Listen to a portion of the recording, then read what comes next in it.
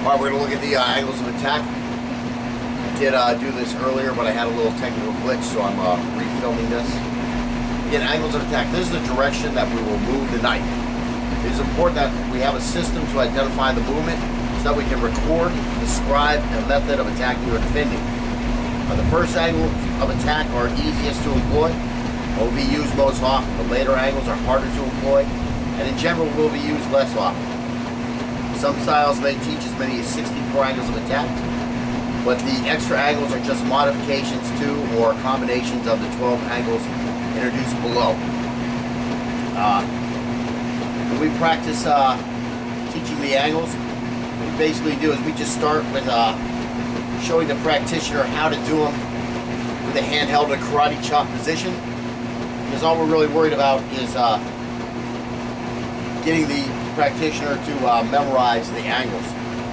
We don't really worry about how he does them at first. We just want him to be able to memorize them. So again, we're going to think of the little finger as the sharp portion of the blade. Okay, and let's start off with the slashes. So first thing we're going to do is angle 1. We'll lift the palm up towards our ear, so the palm is facing our ear, and we'll chop diagonally downward, slightly across the body, and again the target area is the neck on this chop. Then we'll look at angle 2. Angle 2 is the same thing, just the opposite side.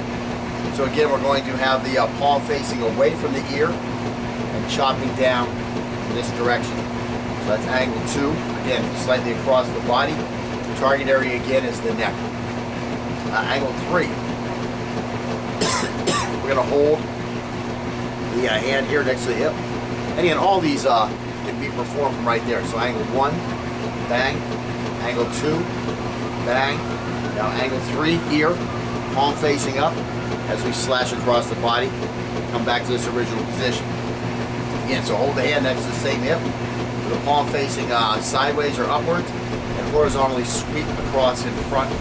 And again, target area will be the torso or wrist coming in. It could also be the face, the neck as it's done higher. Again, some systems may call this high horizontal at a different angle, then they would call this low horizontal. Angle 4, holding the hand next to the opposite side hip with the palm facing down and horizontally sweep the area in front and across the body. Target area again is the torso or wrist. So again, I start here, I'm going to move this over here, the hand over here, and sweep across in front of me in this direction here.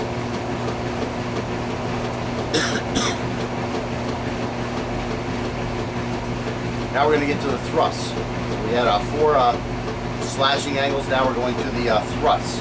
Angle 5, we're going to hold the hand next to the hip again. The palm will be facing the hip. And we're going to thrust the hand forward while rolling the palm up. The target area is the torso, below the ribs, and above the hip. Again, arteries and veins typically run up and down. So holding the blade horizontally is going to give us a wider path, allowing us a greater chance of severing an artery or a nerve or a vein. So again, from here, palm comes up, straight out, and then we turn, reorient, and come back. Angle 6, very close to the exact same thing. Another thrust on the same side. Again, we're going to bring the hand up to the ear, palm facing the ear. We're going to push the hand forward, finishing with the palm down. The target area is neck. So again, I'm going to come from here, I'm going to bring this up to here, and straight out this way, and reorienting and bringing back. Angle 7.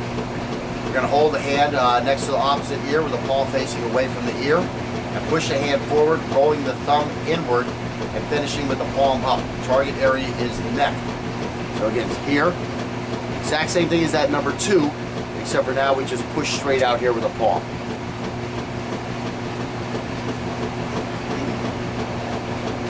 Angle 8.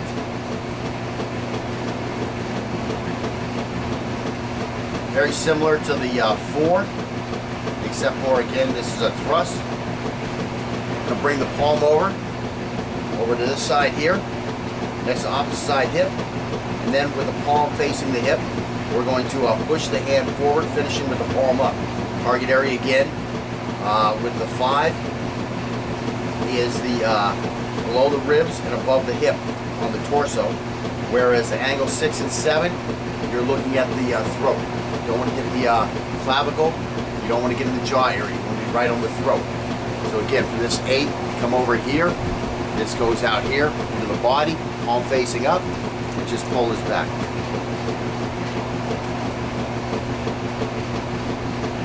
Okay, now we've got our chops, which is angles 9 and 10.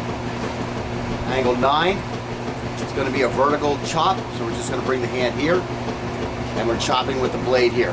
That's 9. Number 10, same thing, except for this is going to be a vertical chop instead of a horizontal. So from here, again, it's just going to come straight out. The knife chops this way. This is great for hands that come in the way and stuff like that. Now we're going to look at angle 11. Angle 11 is similar to 1, except for it's going up, where angle 1 was coming down. So angle 11, hold the hand next to the same hip with the palm facing the hip, sweep the hand up and slightly across the body while rolling the thumb outward, turning the hand so that the little finger side is leading the way. Target area is the torso or rib. So again, we start here, we just come up here. This could also be to the neck up higher. Again, angle 11. Angle 12. We're going to do the exact same thing, just the opposite way. So again, we're going to start with the palm here. We're going to move it in front of the opposite hip. Then just leading with the little finger, we're going to slash up this way. Again, could this be done up higher towards the neck target? Yes, it can. So what we're going to do now is we're just going to run through those a couple times, make sure the student has an idea of what's going on, and then we're going to hand him a knife and let him do just the angles with whatever grip he just naturally grips the knife with. Of course, this is going to be a forward grip, and we're going to run through some drills over and over and over, cutting on our cutting board, which for me again is a padded dummy with some cardboard on the front of it. So we'll get to that drill now. And again, you just want to do that drill over and over and over until you're 100% certain you've got the 12 angles memorized. And then from there we'll work on advancing all those angles of attack. Again, these are based loosely on the Cabela's Serrata Eskrima system. And those of you who have already studied Eskrima will have a little easier time picking up these angles, so some other people will, but they are different.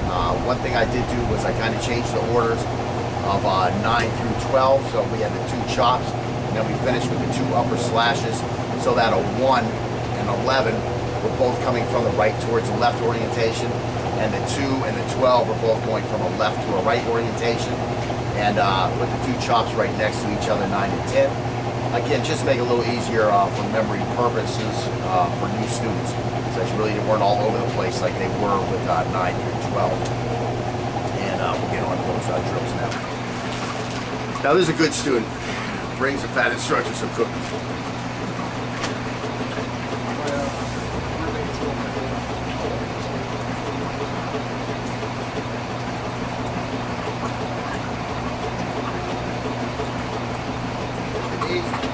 Right up here. Angle 1 to the ear. Cross. Angle 2 to the ear. Cross. Angle 3 right here. Cross. Angle 4 over here. Cross. Angle 5 straight up. 6. 7. 8. 9. 10. 11. 12.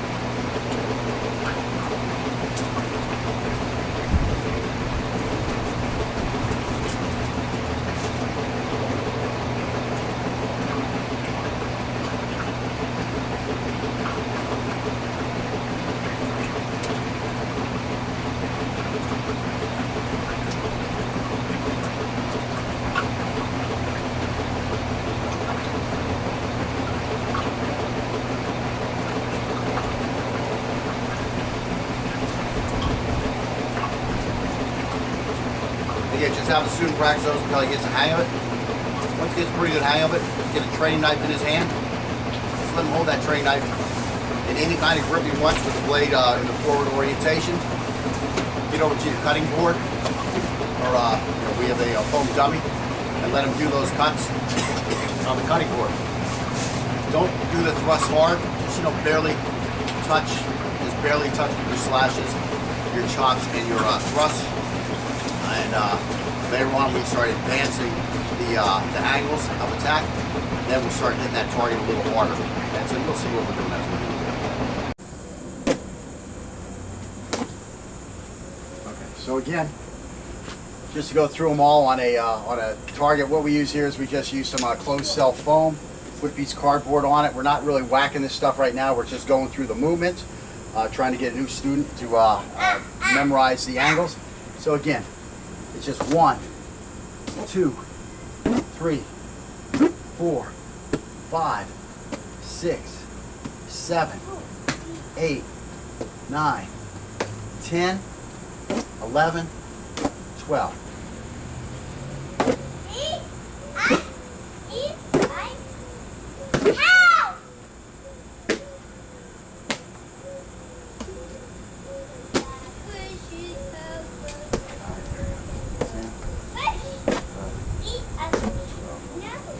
Get these up here in this small area by the neck.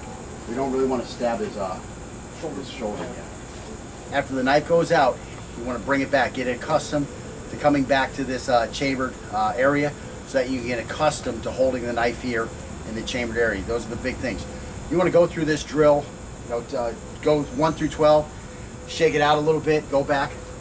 1, 2, 3, 4, 5, 6, 7, 8, 9, 10, 11, 12. You want to go through that over and over until you're 100% certain that your hand is coming all the way back to a proper chamber every time, making sure that 100% your hand is staying up here, every thrust, every slash from 1 to 12 the whole time, and that you're able to do them all in the proper order 100% every single time. So again, I would suggest 1, 2, 3, 4, 5, 6, 7, 8, 9, 10, 11, 12. I would suggest doing that maybe 20 or 30 times before going on to the next drill that we'll be showing in a little bit. So go ahead.